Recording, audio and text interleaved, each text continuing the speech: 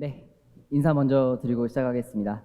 안녕하십니까. 소카에서 AI CC 제품과 AI 팀을 리드하고 있는 박경호라고 합니다. 만나서 반갑습니다. 네, 오늘 저는 LLM으로 만들어가는 새로운 제품과 고객 경험이라는 주제로 여러 가지 이야기들을 좀 가져왔는데요. 오늘은 크게 여러분들께 세 가지 주제의 내용을 말씀드리려고 합니다.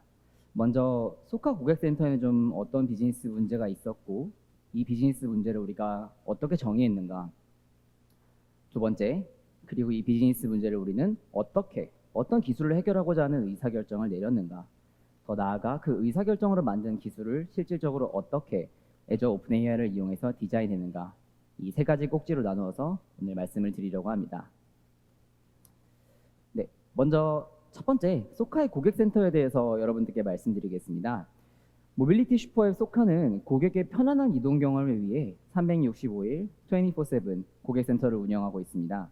언제 어디서나 발생하고 있는 고객의 궁금증이나 문제를 해결하기 위해 이렇게 운영하고 있고, 소카앱 내 채팅 플랫폼, 버튼형 챗봇, 그리고 유선 전화 이 세 가지 채널을 통해서 고객들과 소통을 하고 있었습니다. 그리고 소카에서만 발생하는 고객의 궁금증만을 해결하는 전담 상담센터를 운영하고 있었고, 오늘 가장 중점적으로 말씀드리고 싶었던 상담 문의의 복잡도가 상당히 높은 대화들이 많았습니다. 카쉐어링이라는 비즈니스의 특성상 오프라인에서 존재하는 차량을 온라인을 통해서 운영을 하고 관제를 하고 고객의 상황을 이해했어야 하는데요. 이러한 비즈니스의 특성 때문에 발생하는 상황 이해에 들어가는 노력이 정말 많았습니다. 더 나아가 소카가 모빌리티 슈퍼앱으로 나아가면서 다양한 서비스가 결합되면서 예를 들어 소카 앱에서 전기자전거를 빌릴 수 있는 소클, 혹은 소카 앱에서 숙박도 함께 진행할 수 있는 소카 스테이, 여러 가지 사후의 라인업들이 늘어나면서 응대를 위한 문의의 복잡도 자체가 증가하게 되었습니다. 이와 같은 비즈니스의 환경에 저희는 크게 네 가지 글자가 약간 깨졌네요. 그 네 가지 저희는 비즈니스적인 문제를 발생했는데요. 첫 번째는 서비스가 성장하고 유저들이 늘어나면서 이에 따라 운영 비용이 증가했습니다.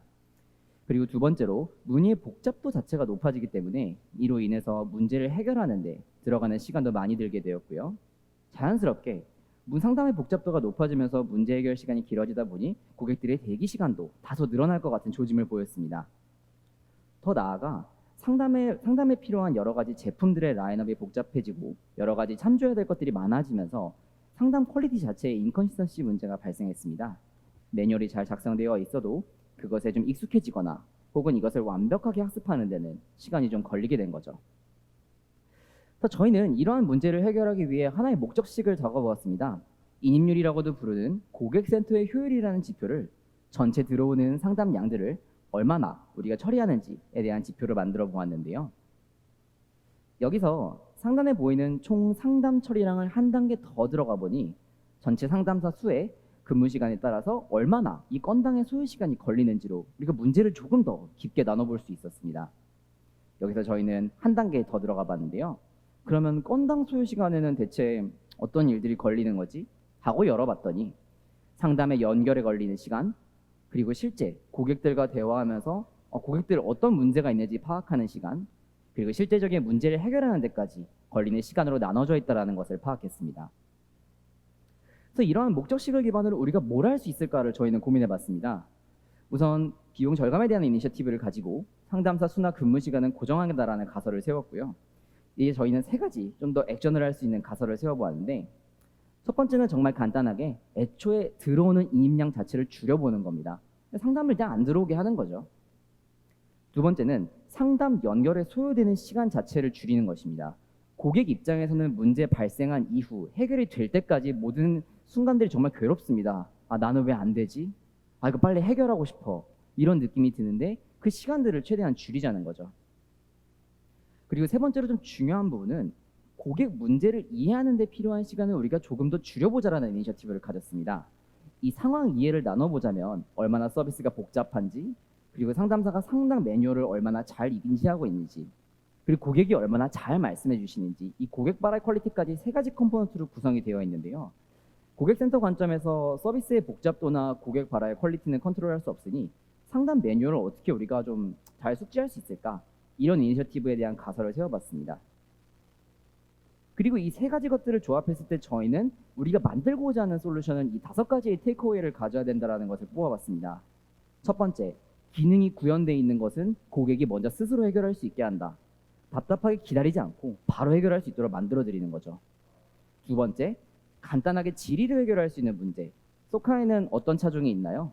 소카에는 포르쉐가 있나요? 이런 질문들 같은 것들은 간단하게 매뉴얼로서 해결할 수 있고, 꼭 상담사가 혹은 인간이 개입해서 빠르게 해결해야 되는 부분에 대해서는 사람이 무조건 들어갈 수 있도록 로직을 설계했습니다.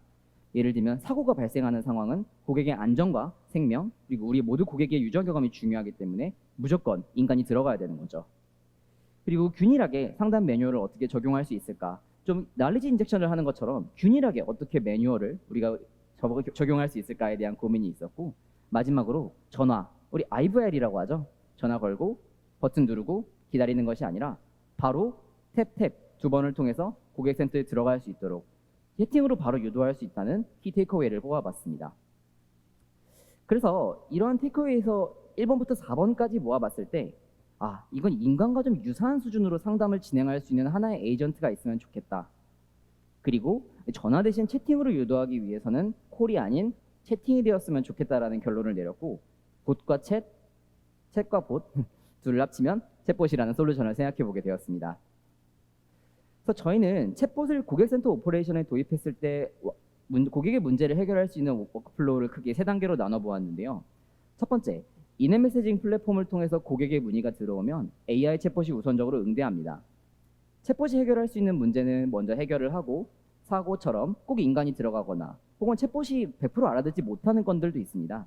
그런 건들은 인간 상담사에게 연결해서 자연스러운 상담이 이루어질 수 있도록 로직을 설계했습니다.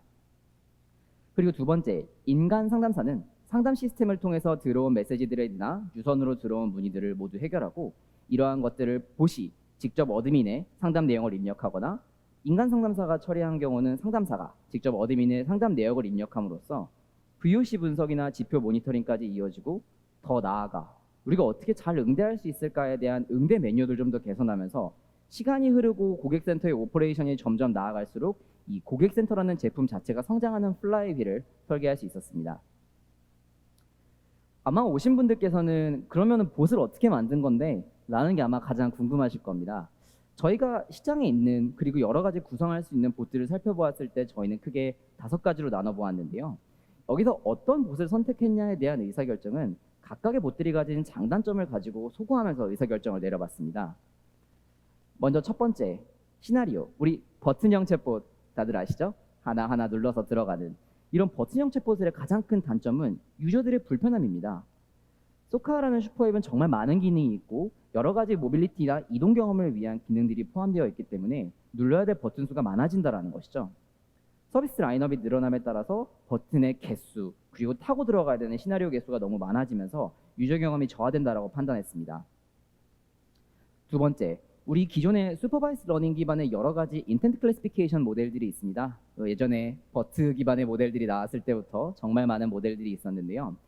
슈퍼바이스 클래시파이어 기반으로 실험을 해보았을 때 고객의 바라 퀄리티가 정말 천차만별인데 정확하게 인식을 하지 못한다는 강건성의 이슈가 있었습니다. 그리고 요즘 아마 많은 각광을 받고 있는 프롬프트 기반의 랭귀지 모델 기반의 봇도 고민해 보았는데요. 소카에서 가장 중요하게 생각하는 제로 할루시네이션에 대한 우선순위를 충족하지 못한다라고 판단했습니다. 소카에서 나오는 문의들은 이런 것들이 있습니다. 소카 좀 만찬데 저 어떡해요? 차가 시동이 안 걸려요. 고객이 된다고 생각해보면 불안합니다. 차가 망가진 건 아닌지, 나 제 시간에 반납 못하면 어떡하지? 급합니다. 이런 상황에 할루시네이션 된 아웃풋이 단 하나라도 나가서 고객에게 좋지 않은 고객 경험을 준다면 저는 안 된다고 생각했습니다. 항상 하물며 인간 상담사에게 연결되는 일이 있더라도 꼭 항상 제로 할루시네이션을 보장할 수 있는 본 로직을 어떻게 만들 수 있을까라는 고민을 했고요. 마지막으로 소카가 운영되면서 축적한 약 10년에 달하는 데이터들을 모두 인스트럭션 데이터화 시켜서 파인 튜닝하는 방법도 고민해 보았습니다.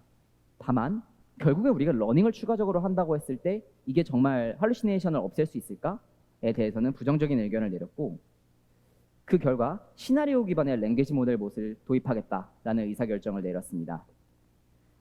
시나리오 기반의 봇과 랭귀지 모델의 장점들을 융합한 봇의 형태라고 저는 말씀드리고 싶은데요.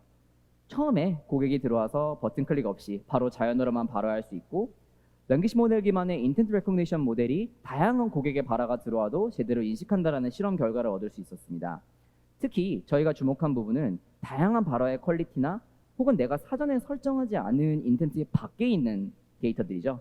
기술적으로는 우리 오픈셋 샘플이라고도 하고요, 아웃 오브 디스트리뷰션이라고도 하는 관련되지 않은 데이터가 들어왔을 때도 저 이거는 잘 모르겠어요 라고 하고 바로 인간 상담사에게 넘겨줄 수 있는 이 리젝션 기능이 가능하다는 것이 가장 큰 장점이었습니다.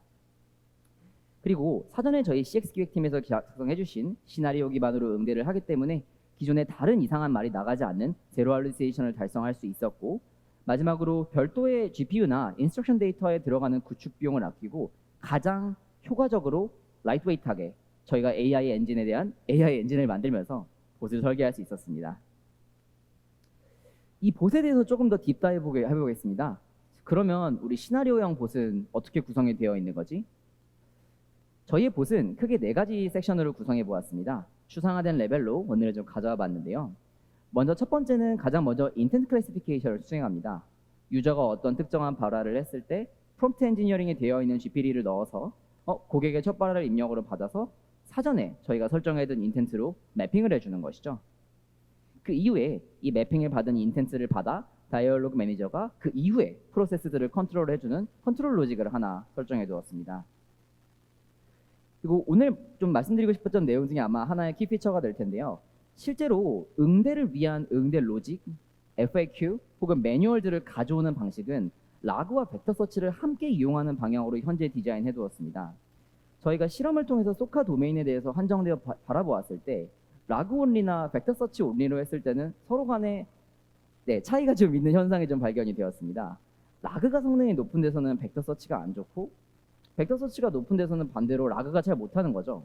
제가 노트라고 실험 중이라고 꼭 적어 놓았는데요. 저희도 이 이유를 찾고 어떻게 하면 조금 더 우리가 성능을 높일 수 있을지에 대해서 계속 고민하고 있습니다. 뿐만 아니라 랭귀지 모델에 대해서도 하나의 랭귀지 모델만 사용하는 것이 아닌 여러 가지 랭귀지 모델이 뱉은 리트리벌 아웃풋, 그리고 여러 가지 랭귀지 모델이 뱉은 임베딩들을 함께 앙상블링해서 사용하는 디자인을 현재 만들어 두었습니다. 특히 벡터 서치를 위해서 이용할 수 있는 임베딩은 저희 도메인에 대해서 실험해 보았을 때는 레프레젠테이션 파워가 좀 부족하다라는 생각을 내렸고요. 이를 좀 보완하기 위해 리서치 레벨로 인스트럭션 데이터와 여러 가지 데이터셋을 구축해서 좀 더 우리 소카 도메인을 이해한 파인튠드 LLM을 기반으로 작업하는 모습을 현재 디자인을 해두었습니다. 그래서 이렇게 설계해둔 봇의 디자인을 기반으로 만들어진 소카 봇의 데모를 한번 보여드리겠습니다. 영상 한번 틀어주시겠어요? 좀 잘 텐데요. 처음에 이렇게 인입하면 유저 아이디를 물어서 고객의 이름, 고객님은 지금 어떤 차원에서 어떤 차를 사용하고 있다라는 메시지가 나가고, 잘 안 보이실 수도 있겠는데요. 차가 막혀서 나 제 시간에 도착을 못할 것 같다 라고 고객이 발화를 하신 상황입니다. 이때 인텐트 클래시피케이션에서 좀 발생하는 시간이 있죠. 우리 GPT를 쓰다 보니까 이때 조금 더 메시지로 처리를 하고요. 인텐트 클래시피케이션이 된 탑 3 프레딕션 결과를 보여주고, 결국엔 고객이 대화를 이어나갑니다. 나 반납 시간 연장을 하고 싶어. 얼마 하고 싶어. 이 시점에 연결되어 있는 소카 DB를 조회해서 다이나믹 프라이싱에 따라 나와 있는 가격값을 받아오고 고객과 대화를 이어가고, 최종적으로는 잘 안 보이시겠지만 예약 시간이 늘어났습니다.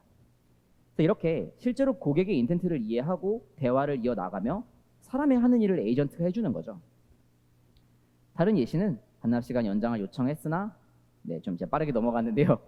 취소 버튼을 누른 경우에는 취소합니다. 다음번에 또 문의 있으시면 찾아주세요. 이런 메시지로 엔딩할 수 있는 하나의 데모를 준비해 보았습니다. 그래서 저희가 오늘 꼭 강조드리고 싶었던 내용은 랭귀지 모델을 이용해서 여러 가지 애플리케이션을 만드는 것도 가능하지만, 저희 소카가 고민했던 내용은 우리가 어떻게 실제 고객들의 문제를 해결할 수 있는가, 빠르고 정확하게 이 2가지 지점에 좀 집중한 아키텍처라는 것을 소개해드리고 싶습니다. 그리고 이런 것들을 만드는데 저희 여러 명의 팀원들이 하나의 팀이 되어서 만들고 있고요. 오늘 이 자리를 빌어서 꼭 감사의 말씀을 드리고 싶은 게, 저희 우근님과 경로님과 현수님께서 정말 많은 도움을 주셔서 인프라 설계나 애저를 이용해서 저희가 서비스를 구현하는데 정말 큰 도움을 많이 받았습니다. 그리고 오늘 마지막으로 정리하면서 챗봇에 관한 레슨런과 우리가 함께 좀 나눠보았으면 좋겠는 포인트들을 좀 정리해봤습니다. 먼저 여러분들이 보시나 고객센터를 통해서 애플리케이션을 만드시기 전에 이 비즈니스 문제가 꼭 보수로만 풀어야 되는 건지 꼭 한번 고민해 볼 필요가 있다고 생각합니다. UI나 기능을 통해서 개선할 수 있다면 꼭 우리가 봇을 통해서 이 문제를 해결해야 될까? 라는 지점을 먼저 고민해 볼 필요가 있다고 강조드리고 싶고, 꼭 AI 외적으로 결국에 응대 매뉴얼이나 어떻게 하면 고객이 자연스럽게 할 수 있지에 대한 기획에 대한 리소스, 혹은 안정적으로 인프라나 API 여러 가지 것들을 활용할 수 있는 리소스가 있는지 꼭 고민해 볼 필요가 있다고 강조드리고 싶습니다.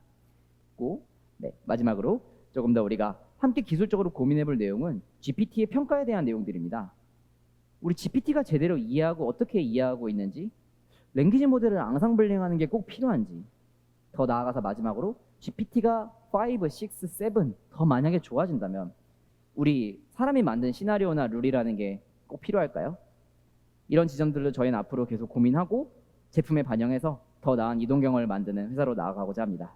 네, 지금까지 소카의 박경호였습니다. 감사합니다. 네, 소카의 박